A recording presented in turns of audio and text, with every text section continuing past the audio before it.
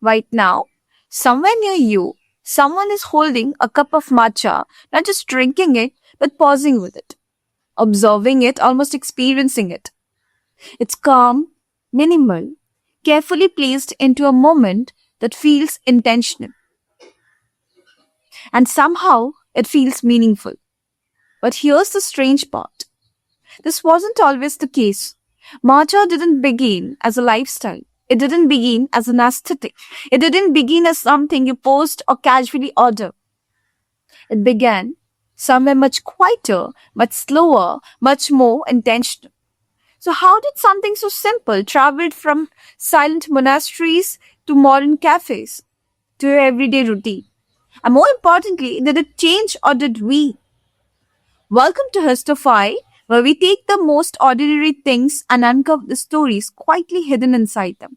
If you enjoy content that makes you pause, see familiar things differently, and understand the deeper story behind everyday life, then hit like, share it with someone who loves matcha but never questioned it, and subscribe because this is just the beginning. Now, let's go back to where the story actually began. Right now, in quiet cafes and carefully designed spaces, something subtle is unfolding. A cup is placed gently on the table, smooth, minimal, almost intentional in its stillness. Inside it, a deep green liquid, rich in color, slightly textured, almost too perfect to ignore. People don't just drink it, they observe it, photograph it, pause before taking the first sip. Matcha. It's everywhere now, in routines, in aesthetics, in moments that feel calm and controlled. And yet, for something that feels so modern, so curated, there's a quiet question beneath it all. How did this become so important? How did something so simple turn into something that feels meaningful? Long before it became a symbol of calm, matcha was not even Japanese. Its earliest roots trace back to ancient China, where tea was consumed in forms that were far less refined, far less intentional. Leaves were boiled, compressed, prepared in ways shaped by practicality rather than philosophy. But over time, something shifted. Tea began to be ground into fine powder, mixed directly into water, creating a smoother, more unified experience. It wasn't just a drink anymore, it was a method. And then, quietly, it moved. Not as a trend, not as a product, but through people. Buddhist monks carried this powdered tea to Japan not for pleasure but for purpose.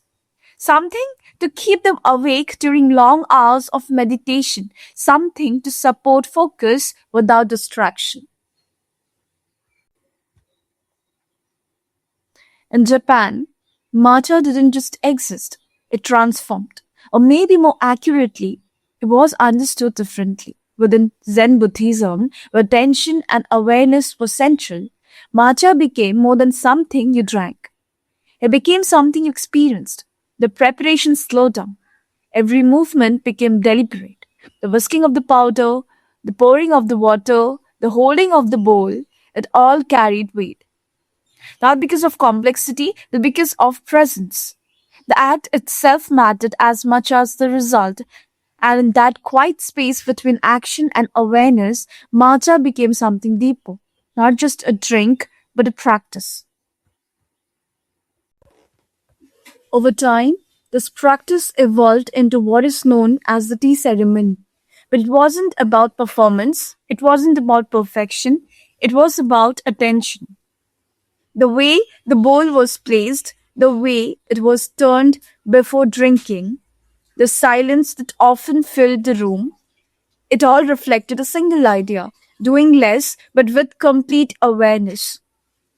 There was no rush, no urgency, just a moment fully lived. And within that moment, matcha held its place, not as the focus, but as the medium through which stillness could exist.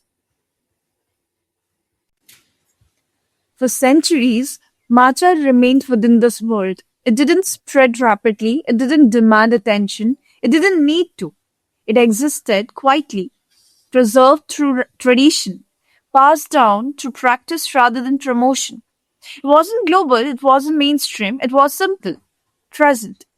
And that presence, it maintained its meaning, untouched by the need to evolve or expand.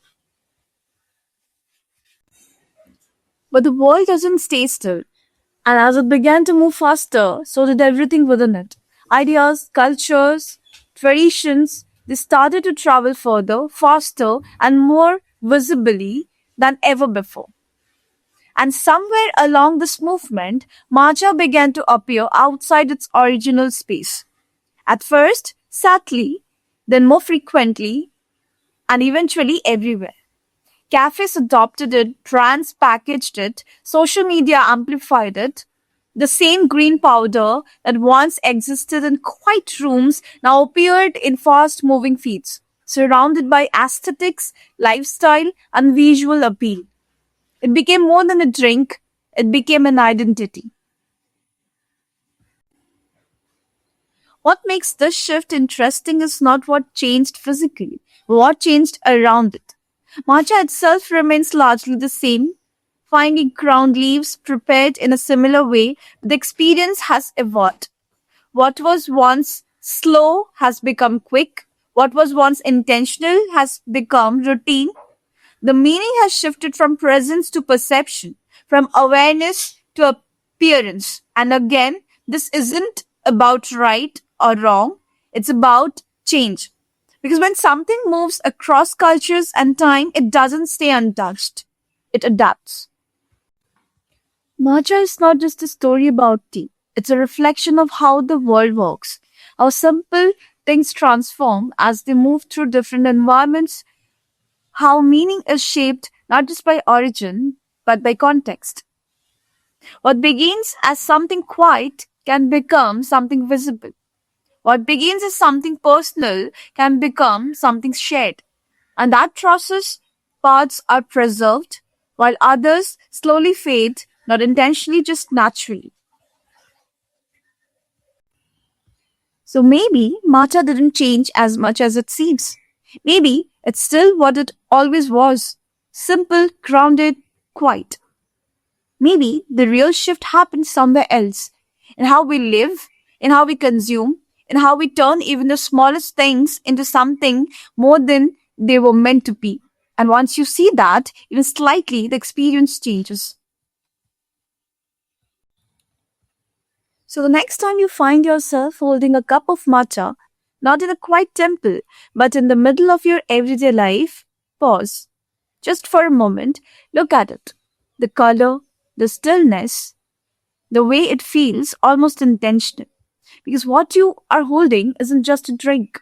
It's something that has traveled through time, through cultures, through completely different ways of living.